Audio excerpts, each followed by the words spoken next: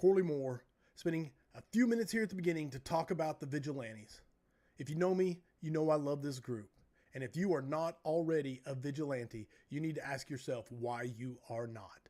There are so many great things about being a member. You get the first look at the behind the scenes of the scrap. You get to have input on the future direction of the scrap.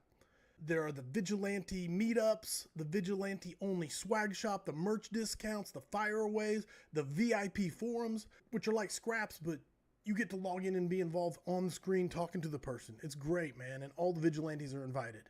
You get the files, you get the posts, you get the questions and the polls, but the best part, besides all of that stuff, the best part is that you get to belong to a community of like-minded souls. And when you have that, when you belong to a community of like-minded souls like that, man, it is powerful. Especially in this calling, especially in this profession. When you have that, you are never alone. So go to patreon.com/thevigilantes and join today. It's $5 a month. $5 a month. I used to say it's the price of a cup of coffee, but that's not even true anymore because you can't hardly get a cup of coffee for $5 a month. It's the best value in the fire service. So go to patreon.com/thevigilantes and go sign up today. Become a member of the Cool Kids Club. Come hang out. I look forward to seeing you there.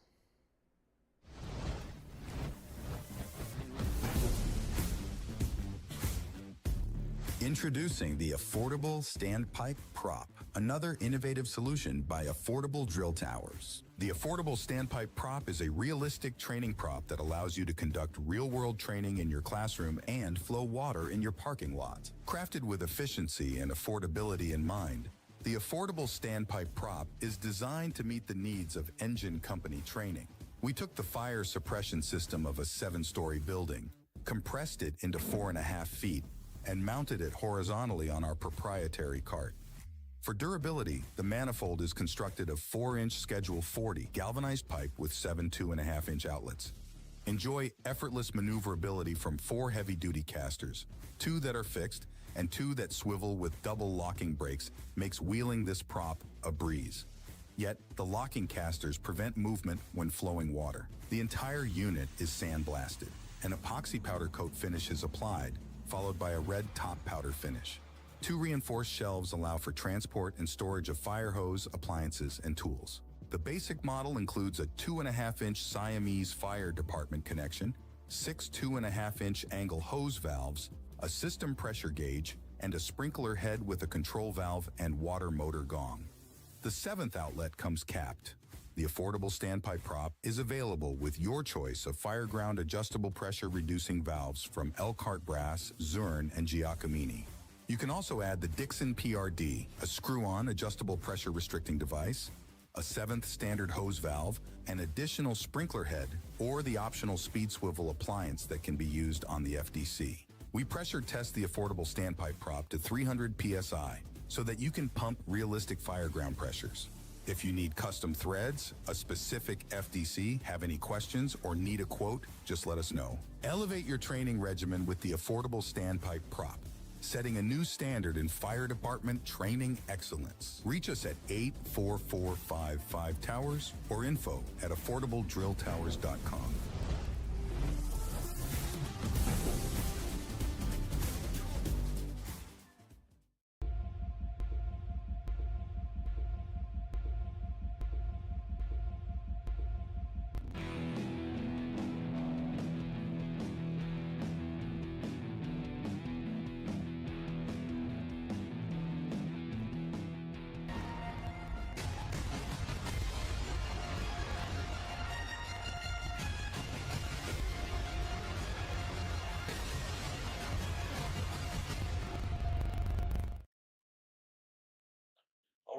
All right. Good evening, everybody, and welcome. As you can see, we've got another curveball coming at you. My name is Scott Thompson, and I'm the guest host tonight for the evening. Welcome to Firehouse Vigilant Weekly Scrap number 261. I want to thank Corley for trusting me with this, throwing me the keys, and allowing me to pick a guest tonight and to take this thing where we want to take it. So I've got a great guest tonight that I'm going to introduce here in just a second, but I'm going to be your host for the show. Corley is still in Germany for a well-deserved vacation with his entire family. I talked to him early, and everything is going well. So let's get started. So, man, I'm really excited tonight. Our guest, I've known for quite a while. We used to work out at the same gym together when I was in Louisville and cross paths. So I'm real excited to introduce Chief Bret Stidham. Um, Chief Stidham was appointed the fire chief and director of emergency management for the Arlington, Texas Fire Department in August of 2023. So he's pretty new there. And Arlington is a very well known fire department. They're a good sized organization. That's where the Cowboys are, that's where the Rangers are, and a bunch of other things. 18 firehouses, a lot of cool things. So he's the new boss over there and is already doing some great things. Prior to that, Chief Stidham was a member of Dallas Fire Rescue for over 29 years, and most recently held the rank of Executive Assistant Chief, Chief of Staff. During his time with DFR, Brett promoted to every operational rank in the department, including holding the rank of Assistant Chief of Operations and Special Operations. We're going to talk about that a little bit. He's done some pretty cool things with USAR and some great things for Texas. He holds numerous certifications, including being a Texas Fire Chief Association certified fire executive. He's a graduate and a rescue specialist from Texas A&M Engineering Extension Service at Texas A&M University. Chief Stidham holds an Associate of Applied Science in Fire Administration from Weatherford College, a Bachelor's of Applied Arts and Sciences in Fire Administration from Texas A&M University, San Antonio, and a Master of Public Affairs from the University of Texas at Dallas. He holds a Master Structural Firefighter and Instructor 3 Master certification with the Texas Commission on Fire Protection. And he was a 12-year member of Texas Task Force 1, where he was the rescue team manager. And he was also founding member of and rescue manager of Texas Task Force 2. Welcome, brother, to the Weekly Scrap number 261. Did I miss anything? Anything that you'd like to add? Jump in there and help us get to know you a little bit, brother. I don't have anything to add. I'm just so glad that Corley put you up to this and allowed me to be on here with you. You and I go way back. We, like you said, working out and teaching at the college years ago. I've taught at different colleges, and so we've got a lot of history together. And I just hope we can keep this thing on the tracks. Well, let's have some fun. I don't know, tracks. I don't think that the viewers like to stay on the track, so we'll go wherever we need to go. But before we get started, let's recognize our great sponsors. The OG sponsor of the scrap, Key Hose. Check them out online at keyhose.com and follow them on Facebook. Affordable Drill Towers, on a mission to bring you cost-effective and versatile training props, like the all-affordable bailout prop, which allows you to practice window bailouts, ladder bailouts, and ladder high point rescues. Then they make an affordable drill tower prop, which you can roll into the classroom for standpipe theory. To roll it into the parking lot and pump realistic flows and pressures. From one of the best, with more than 60 drill towers installed, the affordable drill tower comes in several configurations and comes standard with standpipe systems. Choose from one or two sets of stairs integrated into your existing Connex boxes for multi-story access or freestanding on a slab. All models are NFPA 1402 compliant and gain you ISO credit. The only thing you can't do with affordable drill tower is live fire training. So call Steve, awesome guy, 844-555-TOWER, or drop an email to info@affordabledrilltowers.com. Firefighter safety and accountability starts with being able to quickly find and identify individual firefighters operating on a fireground. Identifier safely combines the best in photoluminescent materials and durable firefighter identification systems that can glow up to 20 hours with no switches or batteries, which means being able to rapidly identify firefighters by name, unit assignment, or even under hot fire conditions, all specifically designed and tested for the rigors of the job. Be seen, on scene, identifiersafety.com. I hope I got that all right. And then we have Mid-American Fools Conference coming up. It will be September 27th and 28th in Oklahoma City. great group up there. Sam is going to put the link in the chat if you want to check it out. And one last thing I want to mention on a personal note, and Corley allowed me to do that. One of my members, Battalion Chief Bret Stidham of the Colony Fire Department, we will be hosting a very special event October 18th at Grandscape here in the Colony. We're calling it Toss for a Cause, and it's a cornhole tournament and fundraiser for TCFD Battalion Chief Brent Young. Great firefighter, passionate firefighter, one of the most optimistic people I know. He's going through a tough time. He was recently diagnosed with a severe kidney disease, and as a result, he's going to have a kidney transplant.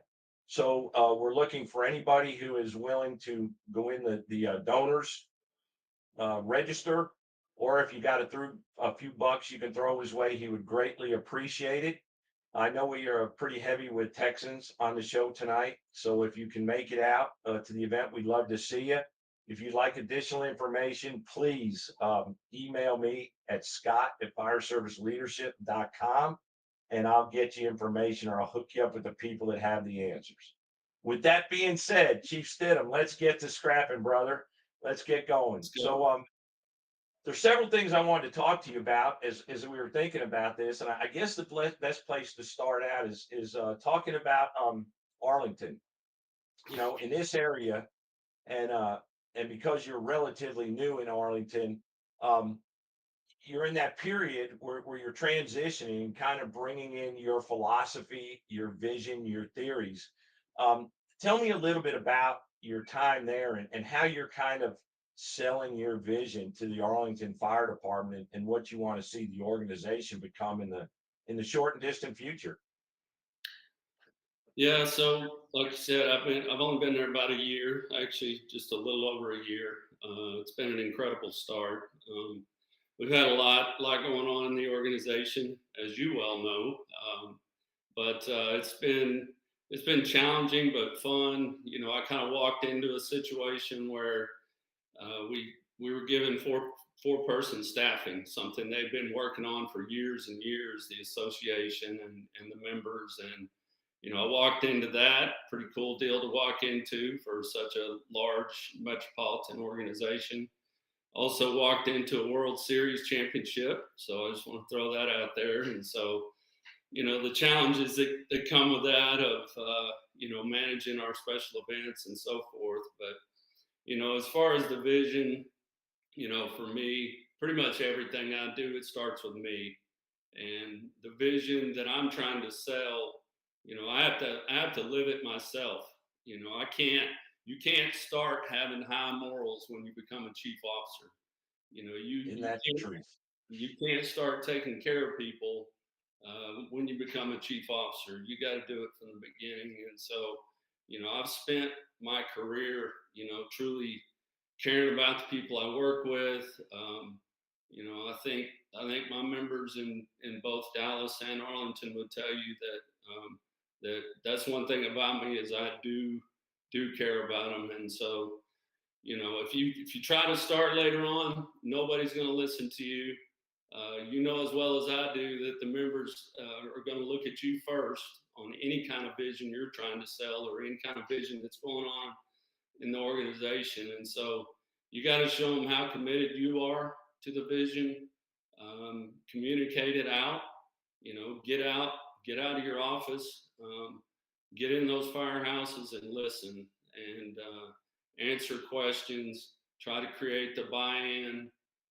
Show them that you're being real all the time. And you know, firefighting it's obviously teamwork, and you know you're not going to be able to do it without them.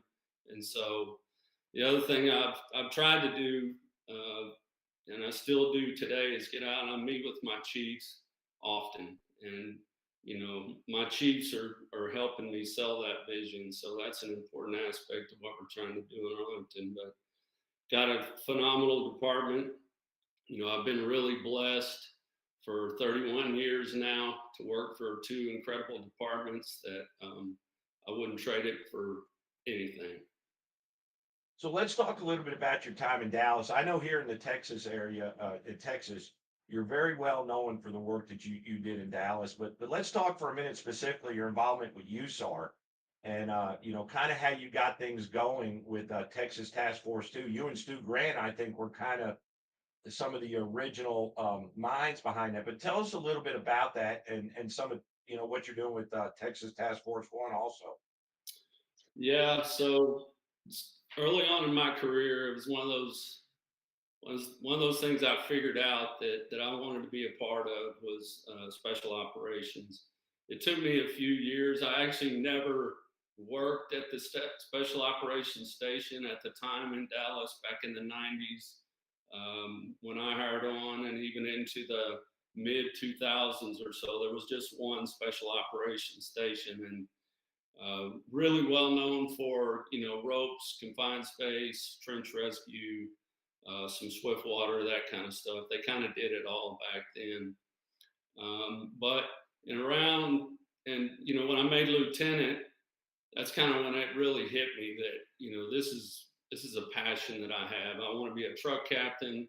I want to be a USAR captain, and so it was something very important to me. So I spent pretty much all the time I had training, trying to prepare for the opportunity. I truly thought that someday, and I still hope they have the opportunity. I hope I get the opportunity in Arlington as well to have a full-time rescue. That's something that was always passionate to me, or that I was passionate about, was being on a full-time rescue and answering fires and doing all the things just like they do in New York and other cities. Unfortunately, it hasn't happened in either city yet, but that was my goal. So I trained and trained and trained for it. Around 2004 is the time frame you're talking about. We had a chief at the time that came from Miami, the city of Miami, and he was we had a task force, and of course Miami-Dade has a task force, and so he was big on USAR teams, and the issue was that he didn't know really what our capabilities were. So he came to Stu Grant, who was my mentor throughout my career. So I'll throw that out there to the crowd. But so Stu Grant, myself, there was about 6 or 8 of us in the group that met with the chief. And the chief said, "Hey, I'm going to send you guys down to Texas A&M. I'm going to put you through a structural collapse class, and I want you to come back and give me your thoughts on it." So this is probably 2004 time frame or so.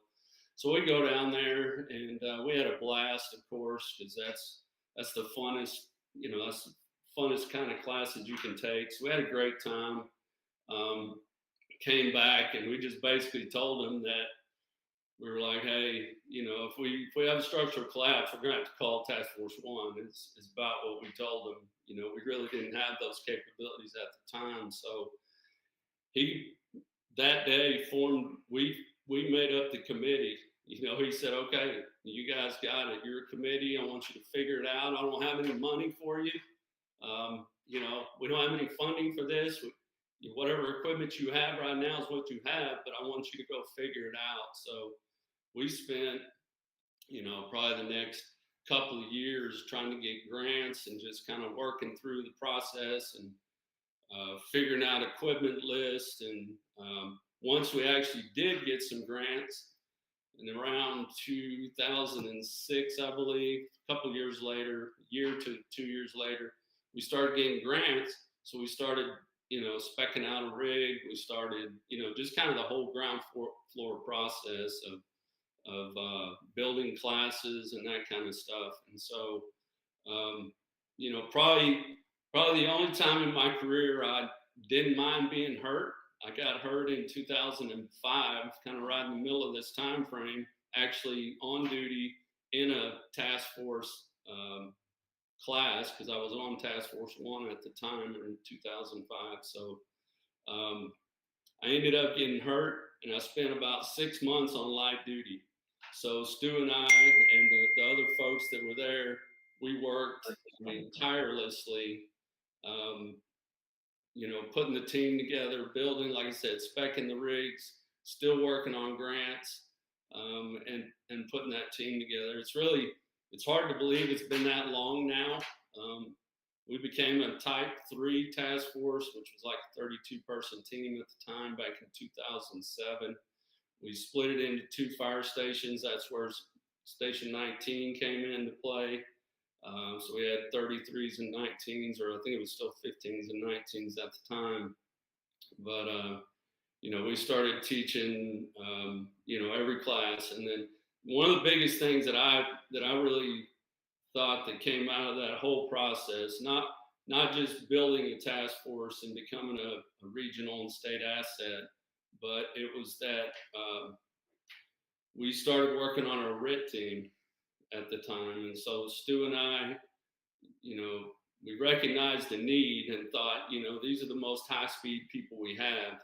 And if anybody can save another firefighter, it's going to be these guys. That's not downplaying anything else that anybody else, other capabilities in the department, but it's just saying that, these guys had some special skills that we thought would be helpful. So we started that whole process in kind of a crawl, walk, run, just search and locate. And, it was crazy watching these guys.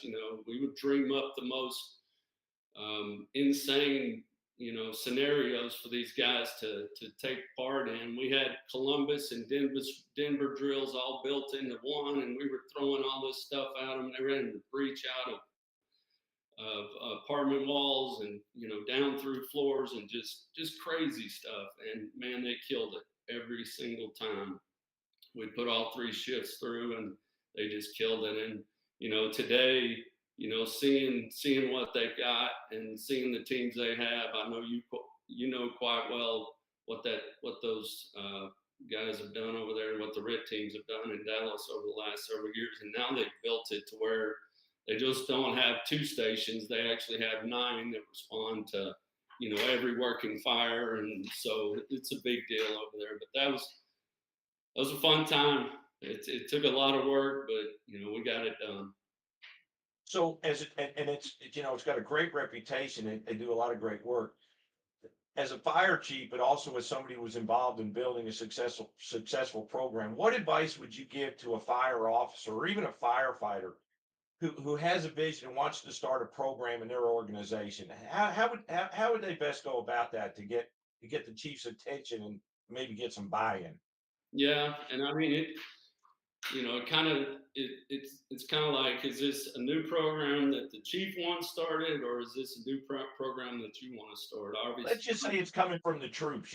It's a grassroots thing where the guys identified a need, and I think a lot of times fire officers and firefighters aren't sure how to approach the chief and ask for those kind of things. What would you say to them?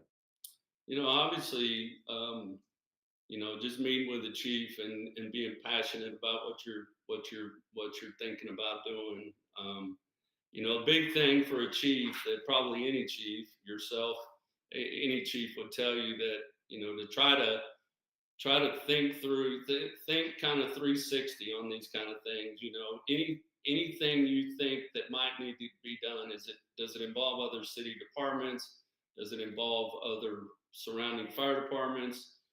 What's the cost of this potentially? Trying to figure out all that stuff. So that's one of the biggest things is, bringing a program or a new project to a chief. It's like, don't just drop it on them. Bring it to them, package it up, make it, put a nice bow on it, and say this is something we're passionate about. And I myself, we get all of our ideas from the field. I'm definitely not the smartest guy in the room, and so I'm always a listener, and I'm always prepared to help where I can. But like I said, just kind of packaging it up for me would help.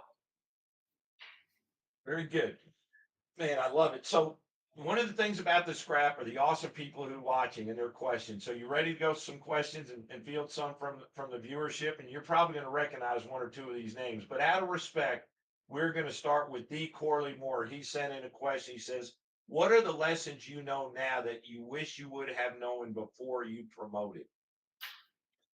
Oh, that's a good question, Corley. Thank you for that.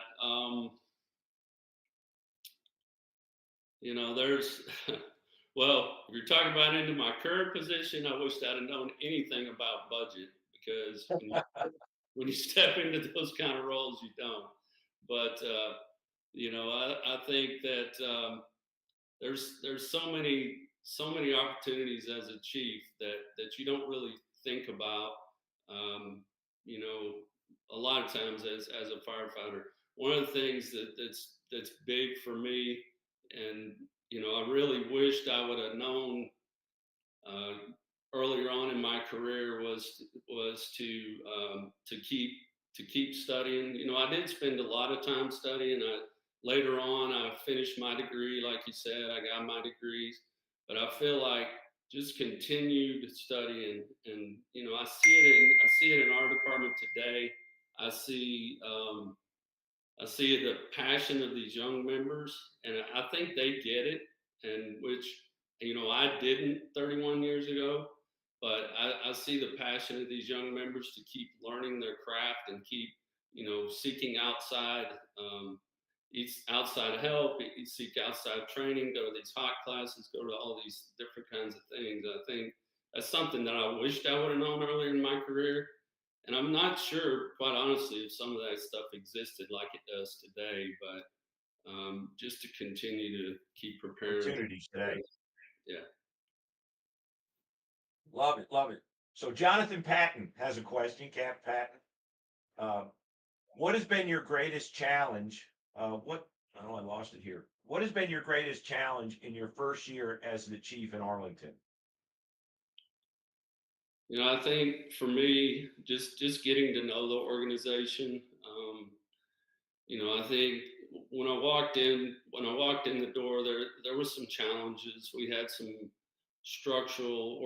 some things that need to be reorged, I would say. I think that was a huge challenge, and it wasn't just a matter of me sitting down at my desk and mapping out what I want the organization to look like. It was truly hitting the ground running. It was getting out to the field, and what I'm still doing today, trying to learn the organization, trying to figure out what's best for the organization.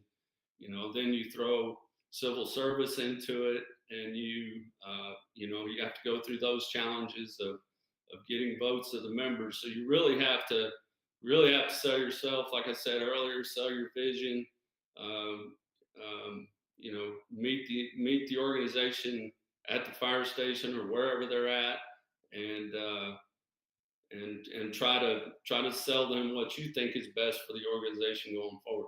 Fortunately for me, I think a lot of them saw it before I got there. They saw some of those organizational challenges, and we were able to meet in the middle on a lot of that stuff. And a lot of it came from them, and that's again from getting out and listening and taking part in station activities and meetings and all that kind of stuff. So I'd just say for me, walking into an organization with a few challenges like that, and really having to spend a lot of time, more so than most, learning the organization. I think, and tell me if you agree or not, but I think that's sometimes where some chiefs miss some opportunities. They come in, well, number one, they don't have a vision. They really don't know what they want the future to look like. And so they can't go out and communicate what the future looks like. And it's hard to get buy-in when you can't do that and explain the why. But the other thing is taking the time. It's so valuable to go around and visit with your people and learn the institutional knowledge that they have. I think a lot of chiefs go in with this mindset that it's going to be my way, and they don't take the time to do that. But you find out so many things that you can't find out anyplace else other than sitting down in the firehouse at the kitchen table and just listening to the guys talk about what's important to them. Yeah, I'm a people person anyway. You know me. I like to talk. I like to sit around the table and have coffee with the guys, and jump on a call and that kind of stuff. And that's just, I love being a firefighter. I miss it. I'll be honest. I love riding the back in the back and Amen. going Amen. on calls with them. But you hear a lot of chiefs. I mean, you're at a lot of these conferences. You hear a lot of chiefs. There's a lot of chiefs talk about it, but the ones that are truly successful, the ones that are actually doing it, they care for their people. They love their people. They're humble about it. They show them how much they love them. You love them, and you support them, and whatever they're going through, you're there for them constantly. And I truly care about my members more than I care about myself. And that's just that's the person I am. You cannot learn the organization sitting in headquarters, sitting in your chief's office. Like you said, you got to get out and listen, jump on a call every now and then, and just be available. Outstanding. Michael Ramirez has a question for both of us. I'll let you go first. What is y'all's take on passing up promotional opportunities? Well, did you say Michael? Is that who asked the Yeah, question? Michael Ramirez. Hey, Michael. So, I'm a prime example. So from the time I got on the organization, I took the first 3 tests that I could take. So I took a driver's test. I knew I wanted to be a captain. That was my goal, was to be a captain. And we talked about it earlier, to be on the heavy rescue and all that. That's truly where I wanted to stop. So when I made captain, after I took those 3 tests and made it up to captain, I stopped. I stopped for about 3 Chiefs tests. I didn't take 3 Chiefs tests. So I watched. It was kind of it's kind of a bitter pill a little bit, because you promote up with these folks, and then you stop and you see them bumping up, and then they're your boss, and you're like, man, what just happened? I could have been, whatever. I didn't regret it. I truly did not, for those 3. But eventually, I ended up, long story, but I ended up on the Chiefs car for about a year, and only rode the truck one time in that whole year. And at that point, I was like, man, what am I doing? So I kind of moved on up from there. But one thing I will say to that is that, don't ever get comfortable.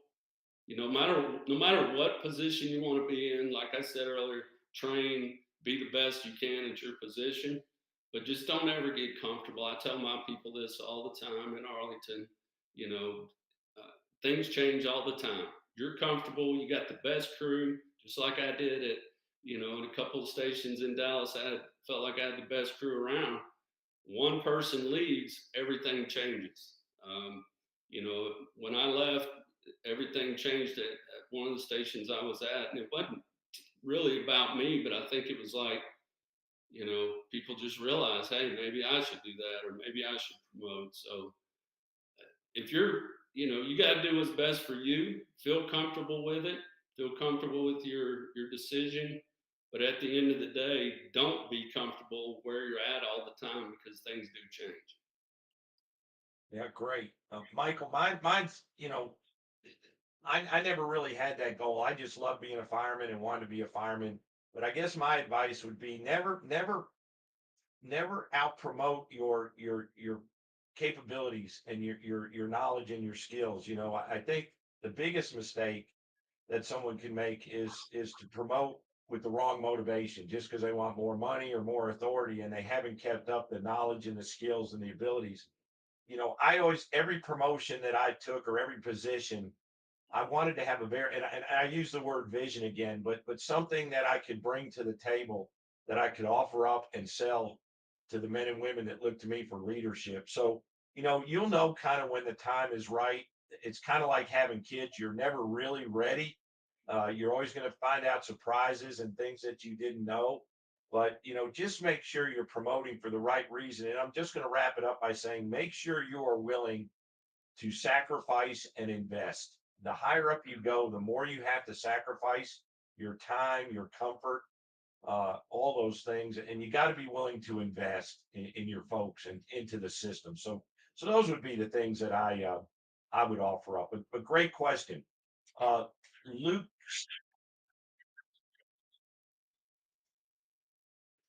Yeah, no, that's fine.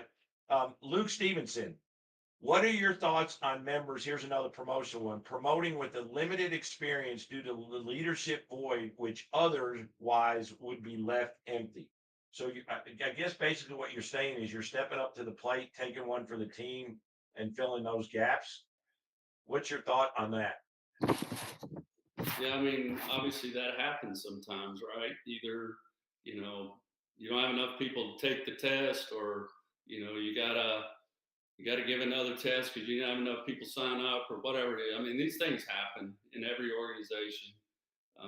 I'd say the big thing for me is that, you know, the Chiefs have to recognize those kind of things and just make sure that those people are prepared, you know, if they do promote. And, you know, that's my expectation all the time, is that we prepare our folks. And we've still got a lot of work to do in Arlington to, we've got a great training division, but I would say that, you know, we got to continue to train our higher level folks and have people ready for those things. But it happens occasionally, especially in big organizations. You get these big lists, and you know, you have people that it just happens. So Yeah, I mean, all of that is any little, I think you got to pay attention to a lot of the small stuff sometimes. If not get so wrapped up where it causes you stress and anxiety, but there's a lot of success that comes from paying attention to the details and those kind of things, and it all kind of plays together. Chris Ivy says, Chief, in your position, what path would you send your officers and chief officers down to get more buy-in, like the 1B guys? I don't know. You're gonna have to figure that one out. There's a hidden message in there, I guess. can you repeat that question one more time? In your position, what path would you send your officers and chief officers down to get more buy-in, like the 1B guys? Or is he taking a shot at 1B there? I think he might be on 1B, so Okay. that could be what it is. You know, there's. What were you gonna say, Chief?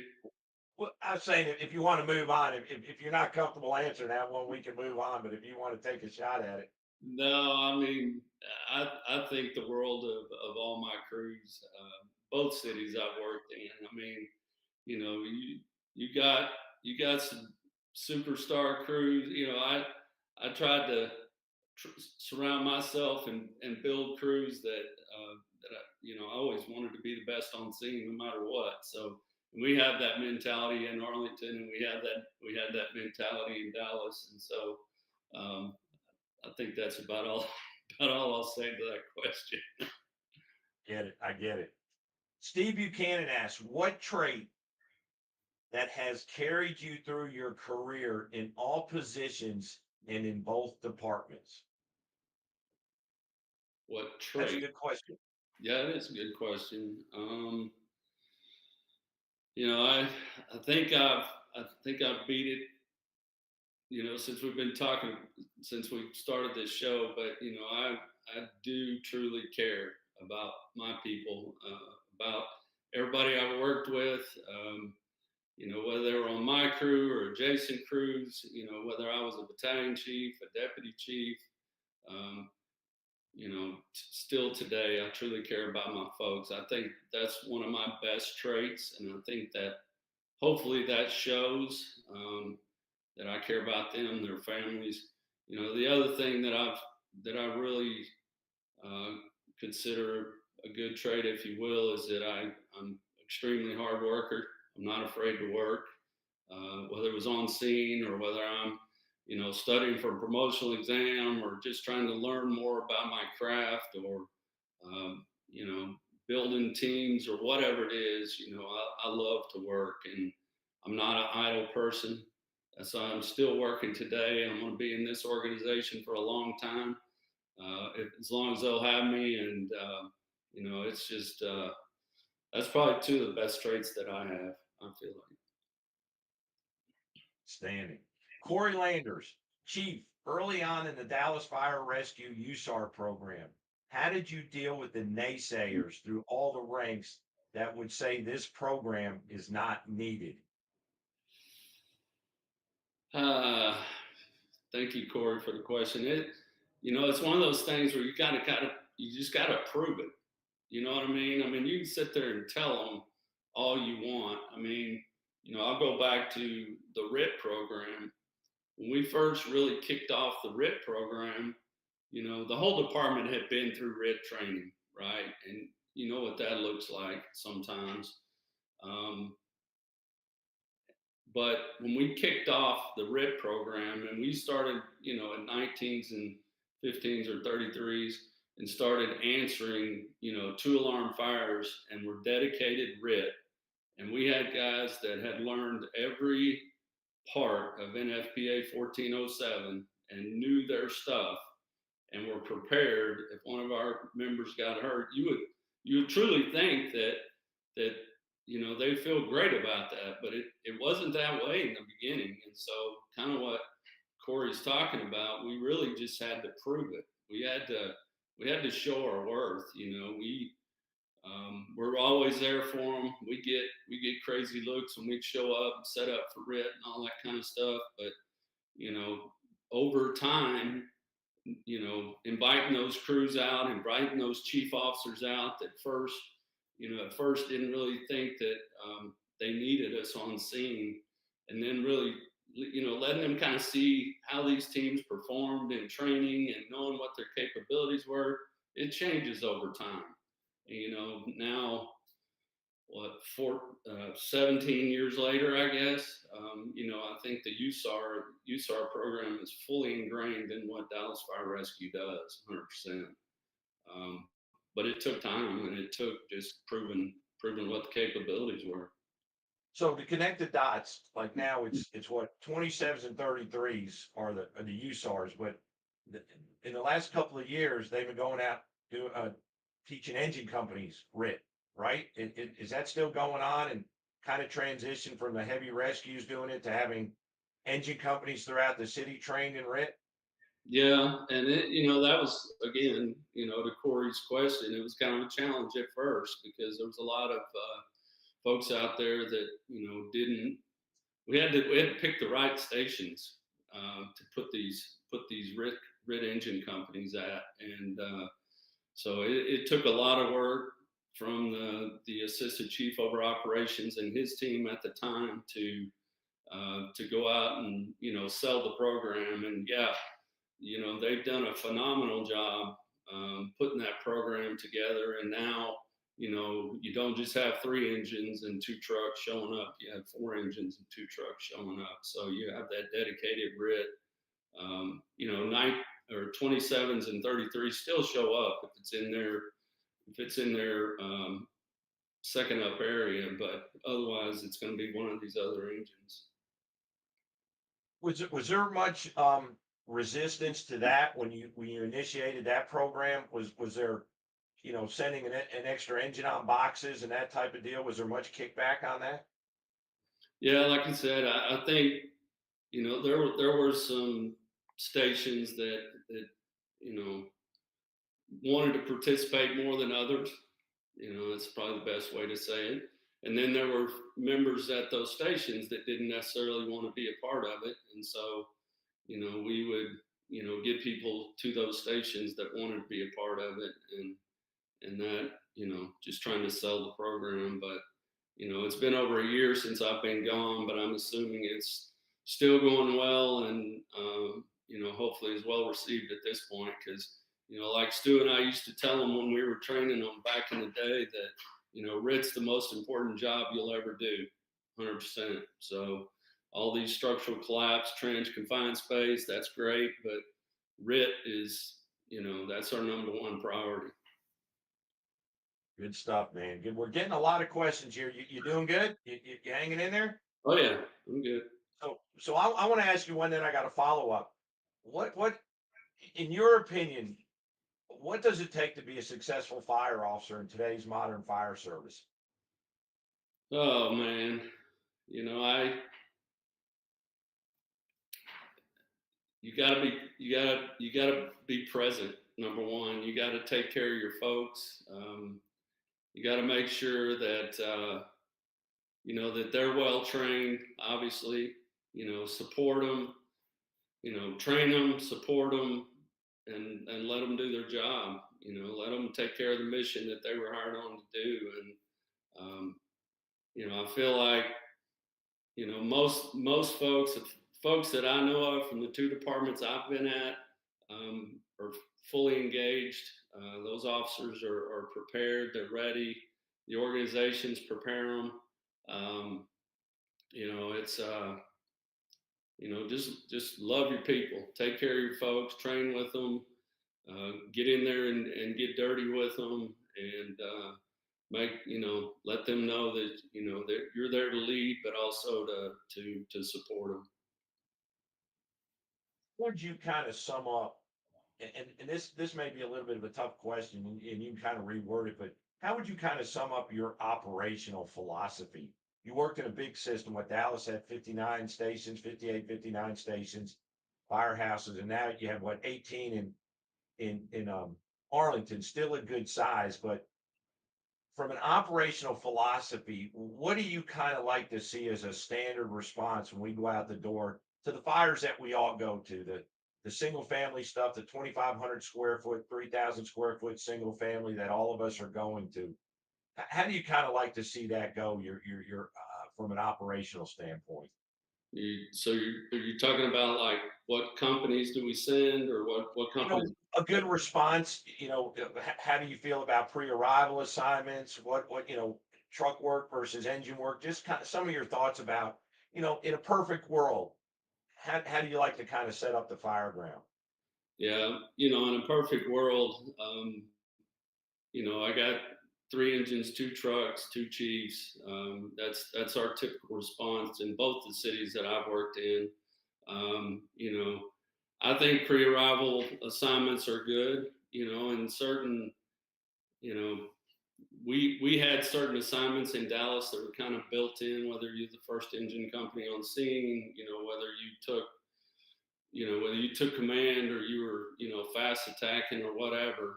The second engine would have certain things to do. Obviously, the first truck, rescue and thinking about ventilation and those kind of things. And so, always having that second chief was a big deal to me when we started making that assignment, because standing out in the front or trying to do a 360, and depending on the department, some departments do it from the car, some do it from the yard. I've always been a proponent of kind of I wouldn't call it a walk around command, but just having eyes on the front of the building and getting your 360 obviously when you get there. But having that second chief to me is just that's something that has to happen. That's getting their eyes on the back of the structure and having them as safety and so forth. Those kinds of things have kind of changed the game for me, or for us, in the last 15, 18 years since we started adding a second truck, adding second chief officer, and so forth. Makes a huge difference. Huge difference. Gus Salado, one of your guys, what keeps you motivated when times get tough? Get out to the station. That keeps me motivated. I'll go out and have a cup of coffee. I'm visiting a station tomorrow, so I love those days. Just get out of that office, and I was sitting with the crew last week, and they said, just come and hang out, and just have a cup of coffee, and you don't have to think about anything out here. But I love listening to firefighters talk. I love the camaraderie. I love the crap that they give each other, and all that kind of stuff. That's just what makes it fun. But to Gus's question, it's really just get out of that office, go out to training, see what's going on, go out to a station, catch a ride, whatever it is. That's what keeps me motivated more than anything. And man, if anybody follows you on social media, you're recognizing somebody every day. If it's not a dispatcher, somebody with 25 years, man, that's admirable. Yeah. Luke Stevenson. Oh, go ahead. No, I was going to say it. That's something that we're really, really working on, trying to take it to another level in Arlington. Is really recognizing our folks, and there's incredible things, as that take place every single day. I find out stuff even, I'm over communications. I find out a dispatcher did something. I find out one of my guys did something out in the field or whatever it is. It's just, I want to be the first to get out there and congratulate them for it. That's awesome. That's awesome. Here's another leadership question. Luke Stevenson, recognizing that leaders of tomorrow are built today, what changes can you suggest we implement to truly foster the growth of the people we work with so they will be the best future leaders? Throwing some hardballs at you now. I hear you. So what things would we implement? If I had my druthers, it would be, I would have all the training money in the world to be able to create those future leaders. But we often know that's not possible to be able to send everybody to every single class. But, trust your people to make good decisions when they go outside the department. Allow them to go outside the department. Just giving them time off sometimes. You may not be able to pay for the whole trip or whatever, but as a chief, you really want to give your people the opportunity to do those kind of things. And then just having an organization where training is your culture. You got people that are so passionate about it. The way our training takes place there in Arlington, it's a little bit different than a lot of other organizations. We bring companies to the field to help train our recruits. We're fully engaged in training, hands-on training literally every day. And I think that, and all of those things combined are going to create those future leaders. And then, just continue to support them. I don't know if you're willing to share it, but Arlington has probably one of the best second driver programs I think I've ever seen. They were doing that when I was there, and it was really a very in-depth process that I think produced some really, really great results for the people starting in and stepping into that role, and had a lot of great success with that. I assume it's still going strong today. It is 100%. And it's, again, it's just that training culture that they've always had. I mean, all I do is support it. I support them out there doing it. And I love to go out there and watch and talk to the classes. We have leadership 1, leadership 2 for, new officers. And, we're working on trying to develop our higher level programs for our chief officers. We have some, but, we want to continue that process. But yeah, you're right. I mean, that second driver class is amazing. On a pretty skeleton crew that we have out there in training right now, they do an absolutely phenomenal job. And then, like I said, bringing companies out there almost every day to help with those different classes and our recruit classes as well. It's crazy. It's fun to watch. Love how you bring the mentors in when you have a class, new classes, and bringing firefighters down to start building a relationship with those guys as they come into your organization. Now, I've got a saying, I think mentoring is the future of fire service learning and leadership. And I believe that much in it. But hugely important. You guys do a good job with it. Here's one more for both of us. Matt Wallace, question for both chiefs. When you became chief, how long did you wait to make change and cultural influence? Why? How did you create buy-in, especially in larger organizations? You want to take a shot at that? I'll take a shot at it. I think a lot of times you hear chiefs talk. I mean, I was mentored by Chief David Coatney, who was our previous chief in Dallas, previous to Chief Artis. A lot of those guys would like to sit back for 6 months or a year. It depends on the organization, right? When I got to Arlington, that was kind of my goal, was to give it like 6 months and to kind of really truly get a feel for the organization, for the members, kind of what the needs were and so forth. But I couldn't wait that long. I mean, we had some changes that really needed to be taking place sooner than that. And so I think, to your question, it really just depends on the organization. and I won't say shape it's in, but where it's at when you get there. And so I had to make changes quicker than that. But you know what? I got the buy-in of the members. The members brought a lot of the change ideas to me, so that was helpful. Yeah, and it does depend a lot on the organization and where they are. Matt, from my standpoint, I had to make it pretty quick because when I came into the colony, the way that they were operating, they were the Quint concept, and I wasn't okay with that. And so one of the things I did pretty quick was move us to that engine and truck deployment model. But I've told this story before, but I'll share it real quick. You know, the colony's my sixth organization, and while I don't recommend taking shortcuts, I took a shortcut. And what I did, I went around and visited all the firehouses for about the first 6 weeks. And on the weekends, I would kind of just purge my brain. I've always had this vision of what I thought the fire service should look like. And everybody has that vision. Every one of us has a vision. And I wanted to see if we could make it a reality. So I purged my brain and I put everything down in this document called the Excellent Vision and Professional Standards. And when into each of my shift commanders, and I handed it to them, and I said, this isn't a policy, this isn't a rule. Throw it in the garbage as soon as I walk out the door. But if you want to get inside my head and understand kind of my vision for where I'd like to see us go, here are the answers.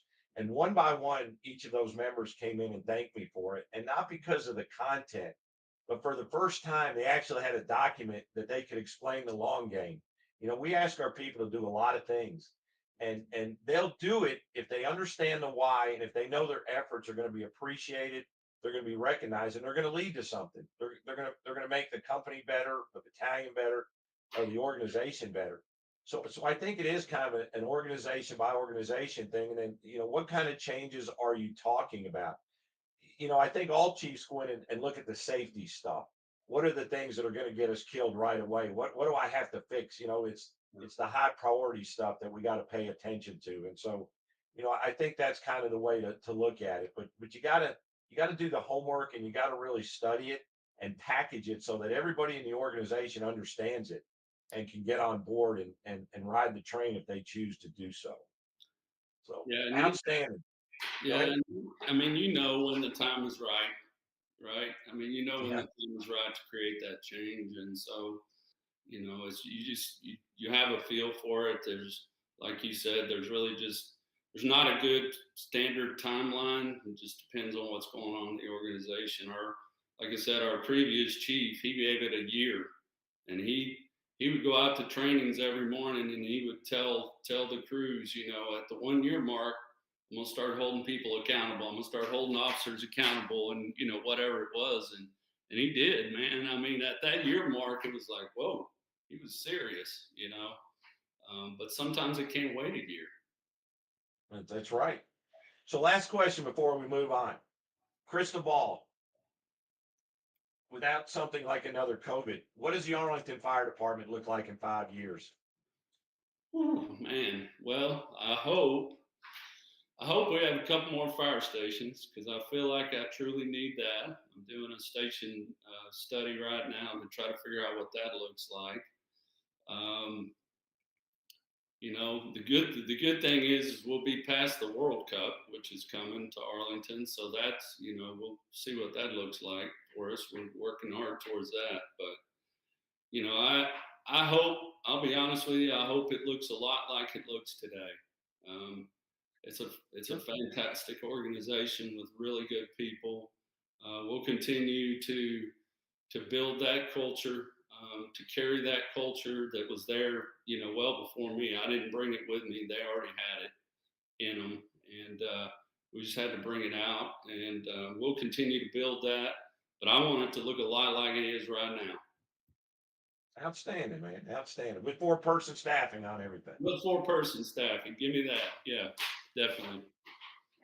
So there's something that Corley does on every weekly scrap, and I want to open it up, but I don't. I assume with your education, you've read a few books. What book or books do you suggest that firefighters read? And it doesn't have to be fire service specific, but what are your 1, 2, 3 top reading recommendations? Wow, that's a good question, man. Because I'll be honest with you, I'm not a huge reader. Okay. I'm more of a podcaster. I'm more of an in-person type learner. Um, just never been a big reader. Help me out. Well, a lot of ones we talk about, I think is deep survival here again and again. Of course, Corley's 9L, is a great one. I think anything that kind of talks about human nature and understanding people better, along emotional intelligence and building relationships and those kind of things. But, it just kind of depends. I think the important thing is to identify your strengths and weaknesses and then go read the things that are going to help your weaknesses start to become strengths. And that can look a lot of different ways. But, and one of the things I wish I would have started reading earlier and being a student of some of those books, just because it's opened up. I think the only thing I bring to the Colony Fire Department really is a vision. And if I were to say I had a skill, it's to look at things and apply them to the fire service. I think that's probably my one and only skill in all of this, and it's worked pretty well. But that's kind of what I would say is, everybody's a little different when it comes to that. So yeah.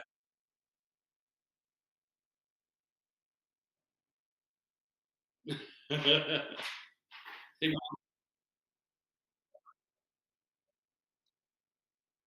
So Josh Everett chimed in and wants to know, what is Chief Stidham's favorite podcast? it's the scrap, man. Yeah, there you go. The You gotta scrap, of listen course. to the scrap. I'll tell you.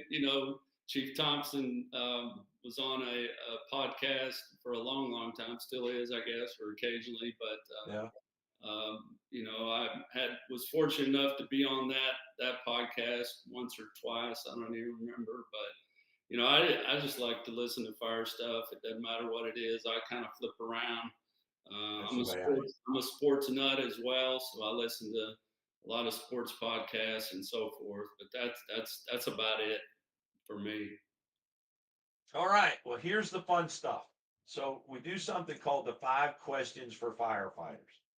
And we're in the 3.2, the third generation of questions that have been asked over the history of the scrap. So are you ready, Chief I Stidham, hope Arlington Chief, I for the hope 5 questions? Huh? I hope You so. ready? You ready? Okay. What is the skill that has carried you through your fire service career? We kind of answered this a little bit, but what skill has carried you through your career? It's kind of something you talked about just a second ago. But other than you know taking care of my people, all that kind of stuff we've already talked about. One of the things that I feel like I'm fairly skillful at is being able to recognize a situation and kind of see the outcome before it happens. And so I feel like, Great. I may not have been the best rescue officer, but it definitely helped me in that. Being able to see if we lift here, then this is going to happen, or if we breach here, that may happen. But just being able to kind of envision, the what if, I feel like that's probably been my best skill. Rick Lasky always used to say that the great incident commanders can predict the next alarm. They know that when they deploy a company or assign a tactic, they have a pretty good understanding of what they're expecting that to produce. And I think that's really where the successful incident commanders, kind of like you say, 9 times out of 10, if I do this, this is what it's going to kind of produce. And you store those away. And that's experience, right? That's experience and wisdom. Yes. Question number 2. It's job town. It's time. You're en route and responding. Think of the scene from Backdraft where he slaps the cassette into the tape deck. What song are you playing en route to the big one? Something by Metallica. All right. All right. That's Metallica is one of my bands, and Love it. it may be Blackened, it could be Master of Puppets, whatever. I don't know. It's something like that. Outstanding. Master of Puppets. That's a great one right there. Outstanding. Okay. Number 3. What is your favorite fire service tradition? My favorite fire service tradition. I don't know where that beep is coming from. You turned yours off. I turned mine off. I don't know where that's coming from. Yeah. What's your favorite tradition? Uh, Man, you put me on the spot a little bit. I'm trying to think of something really, really good here.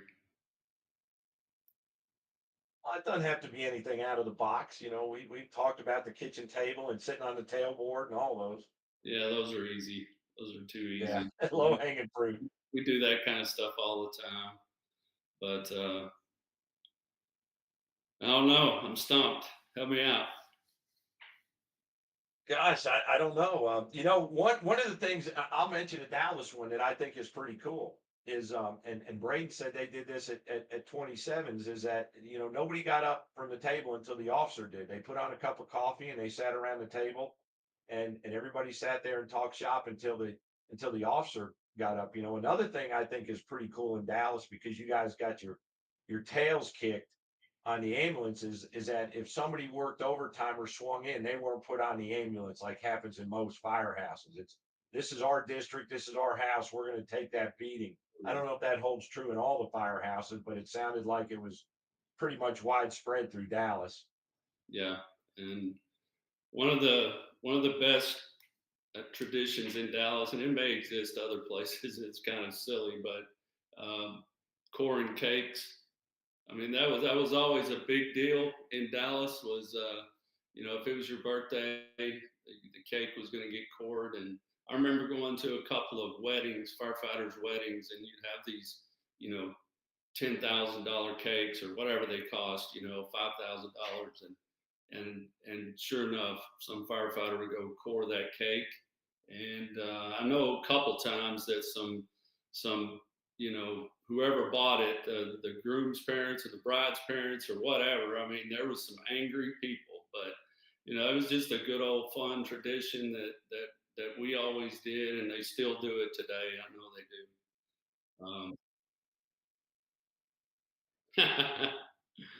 Some chat said Hot Wing Friday. Love it. Hot Wing Friday. Okay. Hot Little wing pressure on Hot Wing Friday is a big Arlington deal. I'm glad they brought that up. I've been to a couple of them. It was actually somebody at 1B shift that I understand that may have invented Hot Wing Friday, and it is a cool tradition. And you should come over and do that sometime. Come do that with those guys. love it. Love it. Okay, I'm gonna put you under a little pressure. This one's time. Yeah, and I'm dropping the ball. I'm supposed to be saying how you did on these and giving you a score, but hey, we're friends. They're all good. So You probably got a 0 so far. you know you're acing them all. We make up the rules. Okay, so you have 1 minute for this. We got a clock. Can you see the clock up there in the corner? I see it. 1 minute. Who are the four people you would put on your Mount Rushmore of the fire service? You work for some phenomenal leaders. Yes. Go. All right.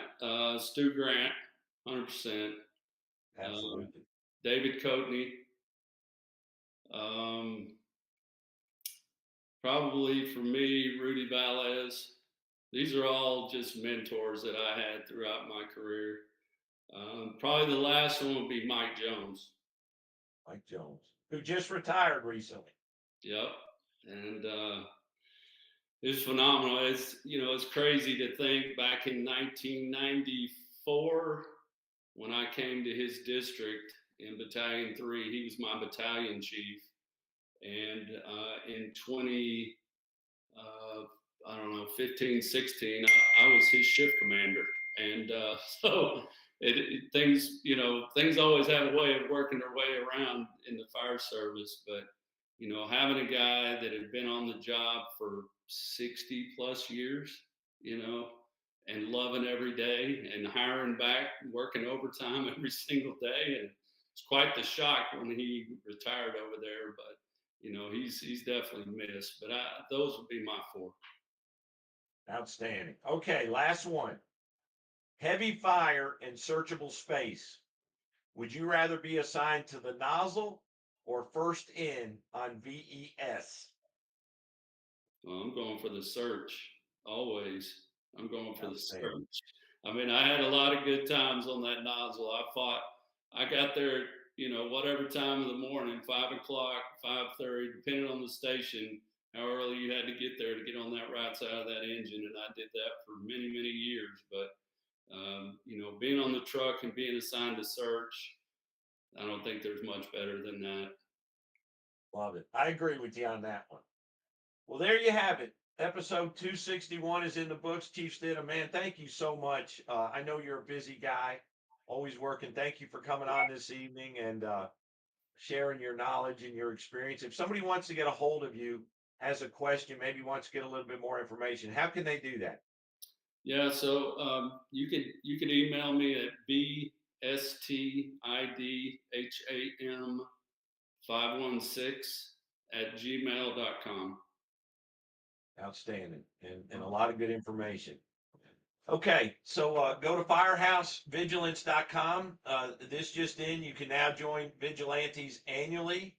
One of the cool parts about being a vigilante is you get to invite the after party, which we're going to go after this. Sam will be posting the link for the scrap after party for the vigilantes to show up and maybe bust a chop, what they never do. Corley's going to be back next week, I believe. And so, all right. So much for that. The episode. Bret, thanks for coming on. Good visiting with you. Everybody who tuned in, thanks for all the great questions. Sorry we could not get to all of them. And we look forward to seeing everybody again. And remember, mutts don't scrap. I hope the tone stays silent unless it's burning. Stay safe out there. I love it. Thank you.